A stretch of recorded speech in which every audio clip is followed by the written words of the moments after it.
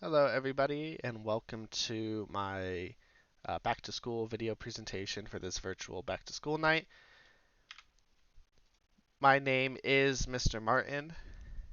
I have provided my email on the screen. Please do not ever hesitate to reach out to me and contact me. I love to have open lines of communication between students and myself, as well as parents and myself.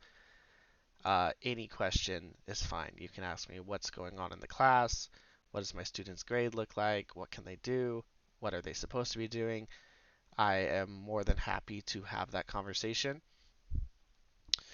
At LQ, I am the GSA advisor, so that is the Gay Straight Alliance. So I do run a club as well. And the classes I teach on campus are World History CP, US History CP, and Ethnic Studies.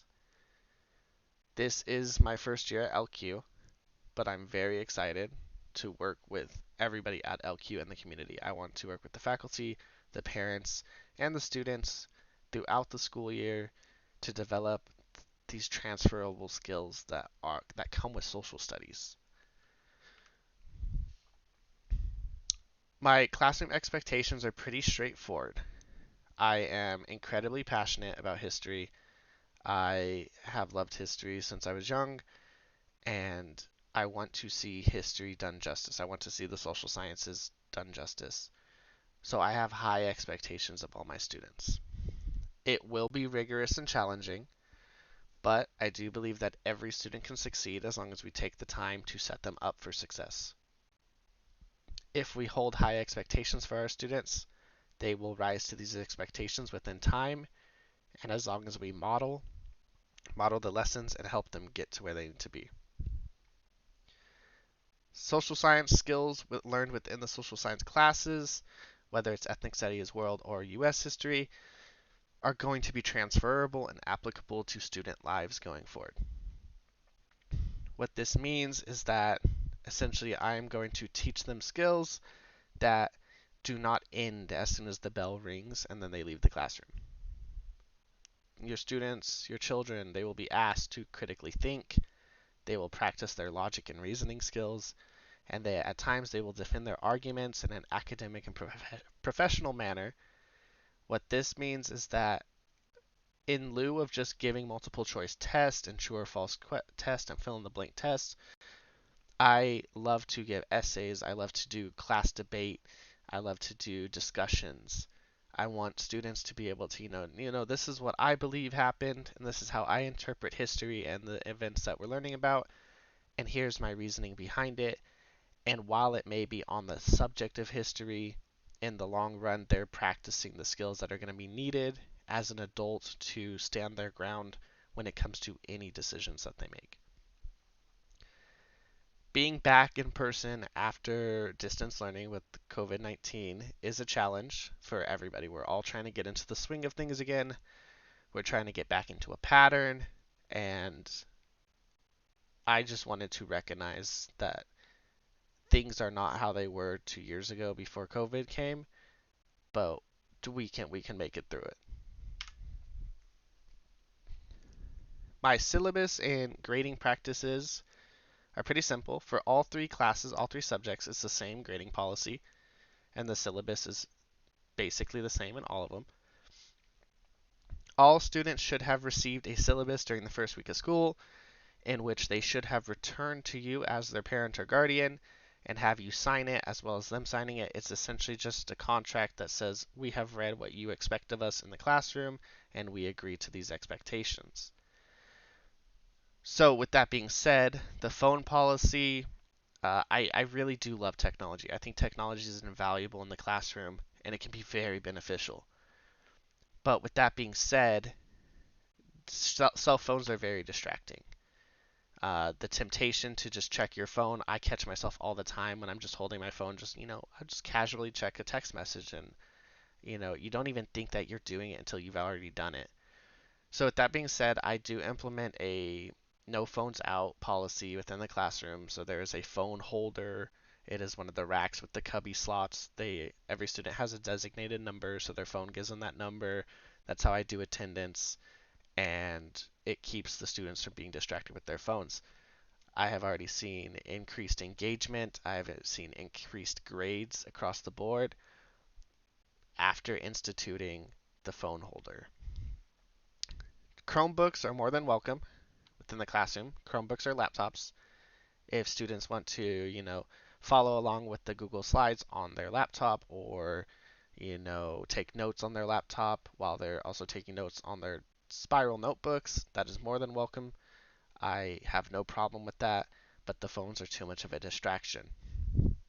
That being said, if a student does need to have access to their cell phone, whether it be an emergency, a family sickness, they're expecting a call from you because you have to pick them up or something, please have the student or yourself, have a conversation with me, open up that line of communication, let me know, hey, there's a family emergency going on right now. Can they keep their phone close so that they can stay in the loop? I am more than okay with that. Um, so, as a case by case basis, just reach out to me for that. As far as grading policy goes, all three classes are structured the same. 40% of the overall grade is going to be classwork and homework. All of these assignments are typically you do it or you do not. So you get 100 or you get a 0. You either put in the work and put in the effort and you're following along and you do it, or you don't and you get a 0.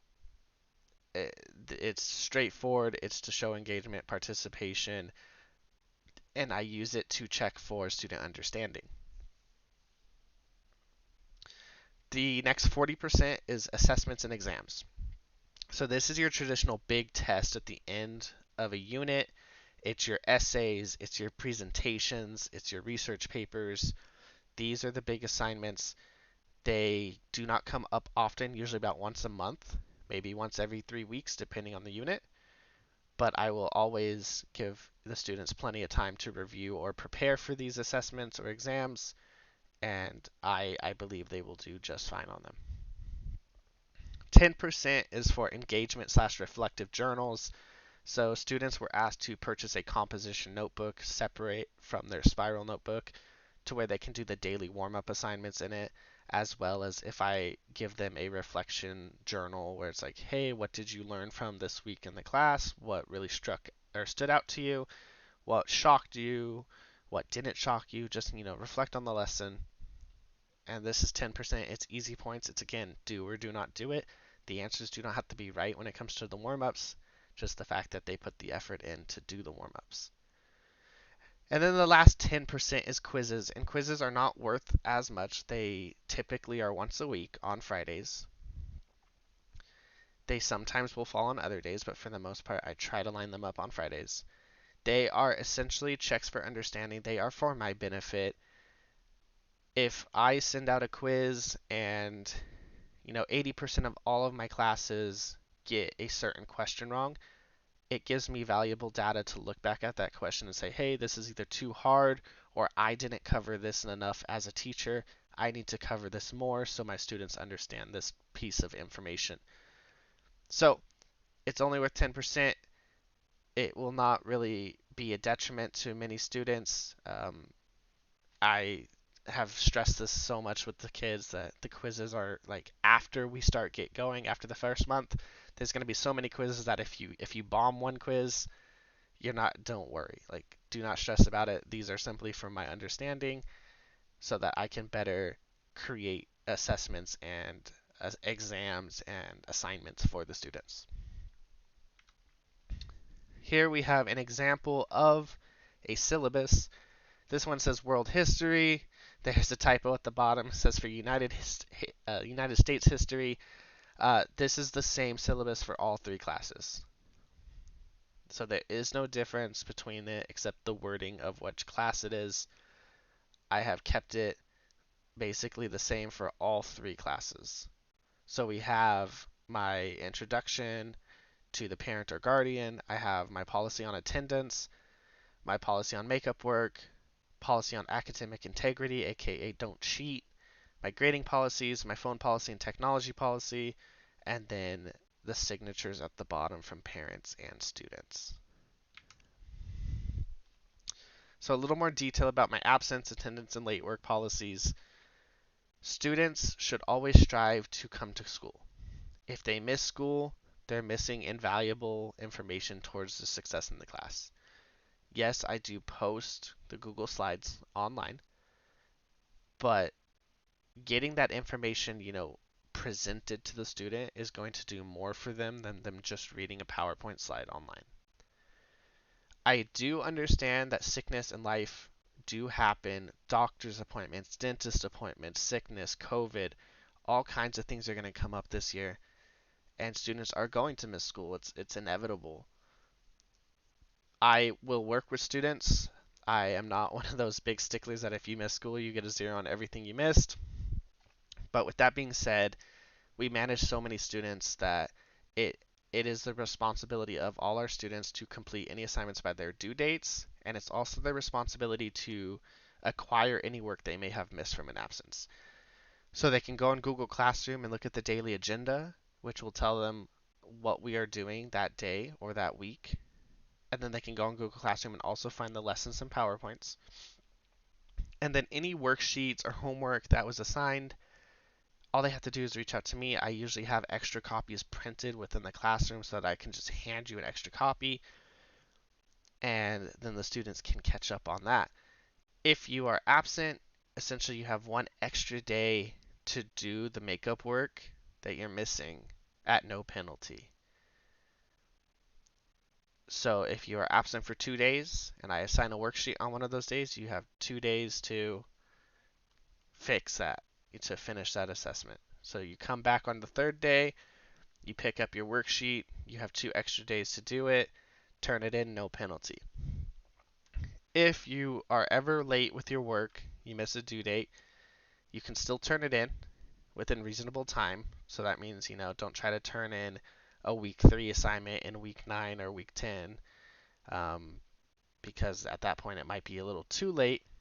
But let's say, 5 days a week, you will get points. I will deduct points, 10 points every day it's late, down to 50, 50% of the grade that is available for that assignment, and 50 is always better than 0. So I always encourage get it done as quick as possible, but always at least get it done. I always want to be available for my students, whether it be my club kids or my students in the class. I have office hours. I am available before school, Monday, Wednesday, Thursday, Friday, at 8 a.m. to 8:30 a.m. And then I stay in my room during lunch. I usually eat lunch in my room so that I'm readily available. And after school from 3:34 to 4, I'm always there till 4. Most of the time I'm even there later till 5, maybe even 6 sometimes, but for the most part I will always be there till 4 unless I have, a prior engagement like dentist appointment, doctor appointment, etc. If your student needs to do anything, whether it be come to ask me for help for an assignment, come to retake a quiz, come to retake a test, just want to say hi, this is the time to do it. So, I encourage you, if your student is missing any work, to make a conscious effort to write this down or save this information somewhere. Be like, well, I know Mr. Martin is available from these times on these days. Reach out to him, see if you can retake your assignment at lunch or after school. The only change is on late start days, which is Tuesdays. So I'm available from 9 to 9:23 in the morning on late start. That is because of staff meetings.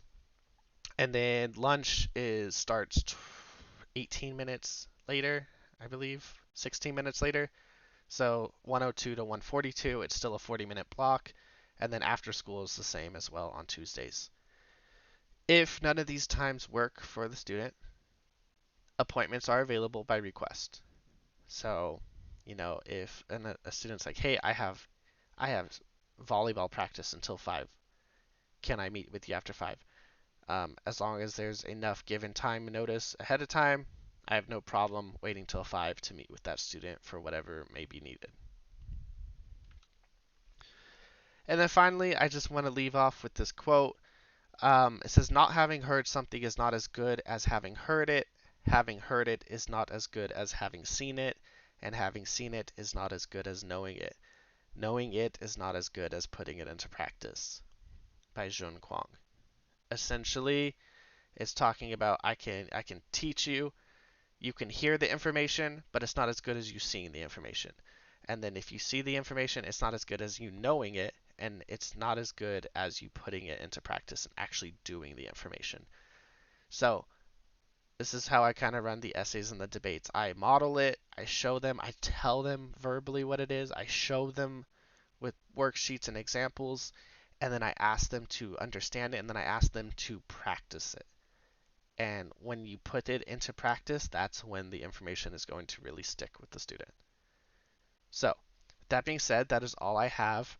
Thank you for watching this. I am again available by email at any time. Please do not hesitate to reach out to me. And I wish us all a great year, and I look forward to seeing all the students grow throughout the year. Thank you.